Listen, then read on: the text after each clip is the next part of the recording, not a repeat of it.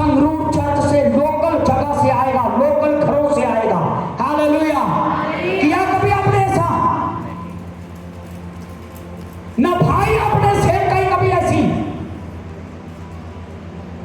अगर किसी के पास टेस्ट करवाने के लिए पैसा नहीं है, कभी निकला आपकी जेब से 100-200 रुपए?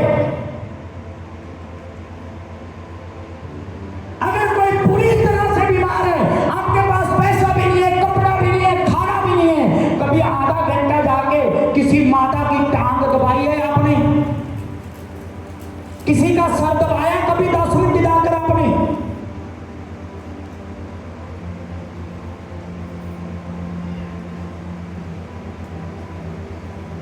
आज बहुत सारे लोग कहेंगे इस चर्च में टीचिंग अच्छी नहीं है, हम कहीं और जाएंगे ये तो और ही टीचिंग देता है।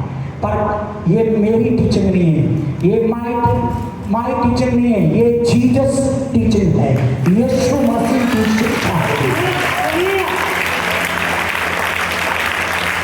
ना तो लेवी धर्मी था, ना जाजक धर्मी था, वो नाम का लेवी था, नाम का जाजक था। और आप भी नाम के मसीह हैं। यदि कोई मर जाए, उनके घर में जाने के लिए समय आपके पास नहीं है।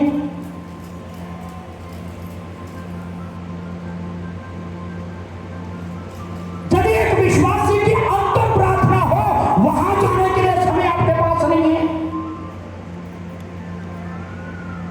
यदि कोई हॉस्पिटल में तड़प रहा है, वहां जाकर 10 मिनट उसकी मदद करने के लिए आपके पास समय नहीं है। गांव से लोग कभी सरकारी हॉस्पिटल में, कभी लोकल या हॉस्पिटल में आते हैं संगरूर के अंदर।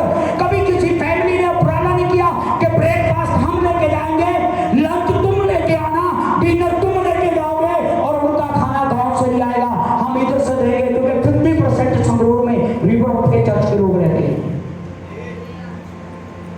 कभी किया है सेव कहीं? यीशु मसीह की महान आज्ञाओं में से ये एक आज्ञा है, अपने पड़ोसी से अपने समान प्रेम कर। जोर से बोले हालेलुया। कितने मेरी बात समझ रही है?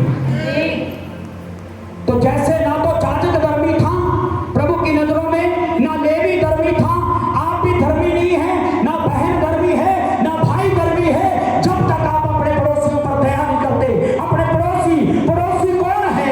यीशु ने यह क्लियर किया था, कोई भी रास्ते में तुम्हें जरूरतमंद मिलता है, वही तेरा पड़ोसी है। जिसकी द्वार के साथ दीवार है, वो पड़ोसी तो है ही है, पर पड़ोसी असल में वो है जो जरूरतमंद है और तुम्हें कहीं भी मिलता है, वो तेरा पड़ोसी है। जोर से बोले हालेलुया। आपको रेडी रहना चाहिए।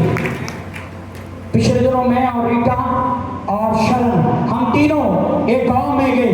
जब मैं वापसी आ रहा था और हाईवे रोड के ऊपर एक व्यक्ति बहुत भयानक तरीके से उसका एक्सीडेंट हुआ और वो पड़ा हुआ था छत के ऊपर, कोई नहीं उठा रहा था उसे। मैंने अपनी गाड़ी रोकी, हालांकि मेरे साथ 2 लड़कियां थी और वो आदमी पूरी तरह से जख्मी था। और उन्होंने बोला आप क्या करोगे? रीटा मुझे बोलती आप क्या करोगे? मैंने कहा अगर उसे कोई उठा के नहीं लेके जाएगा, मैं उठा के लेके जाऊंगा उसको। और इतने में जैसे मैं एंटर कर रहा था उस तरफ, सड़क क्रॉस कर रहा था, एक भाई गाड़ी वाला आया, उसने कहा मेरी गाड़ी में डालो, मैं लेके जाऊंगा। वो है असली पड़ोसी उसका।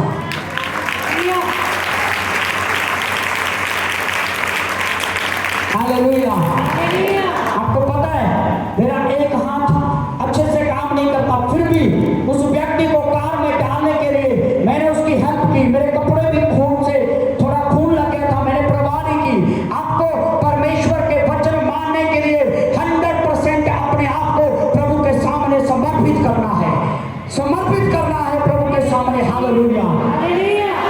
कितने लोग मेरी बात को समझ रहे हैं? मेरे पास ओनली 15 मिनट है और मुझे पता नहीं मैं 15 मिनट में क्या कर जाऊंगा। जल्दी से पढ़े। उसे आदमुआ छोड़ करके निकल गए, वो निकलते चले गए और कोई भी उसके पास नहीं रुका। आगे बढ़े। एक सामरी यात्री वहां आ निकला, वहां आ निकला। जोर से बोले हालेलुया। जाजक तो निकल गया, लेवी तो निकल गया, पर एक सामरियों के बारे में बाइबल में पढ़ते हैं। आपने सुना कभी? एक पापी स्त्री, सामरी स्त्री याद है कितने पति कर चुकी थी? मुझे भी याद नहीं, याद रहो। 5 पति का, हाथ से अंदाजा लगा लिया होगा आपने, है ना? 5, और छठा भी उसका नहीं था। छठा भी था पर वो भी उसका नहीं था, छोड़ने की तैयारी में थी। जोर से बोला हालेलुया। हालेलुया। उस स्त्री ने यीशु को बोला था, यहूदी तो हमारे साथ, बोलो ना, हमारे साथ मेल मिलाप नहीं रखते। और आपको पता है ये व्यक्ति, जो मैंने जो सर्च किया, ये व्यक्ति जो यरूशलेम से यरीहो को जा रहा था, ये व्यक्ति कोई और नहीं, ये व्यक्ति यहूदी था।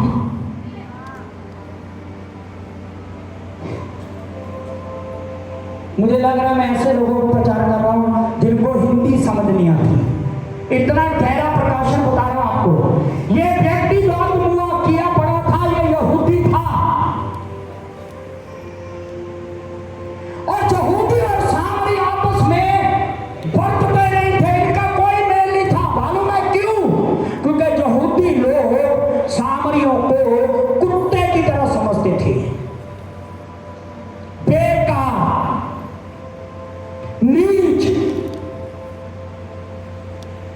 धर्मी लेवी निकल गया, धर्मी याजक निकल गया, पर एक नीच व्यक्ति वहां जब आया, इतने बड़े यहूदी की मदद के लिए वो खड़ा हो। जोर से बोले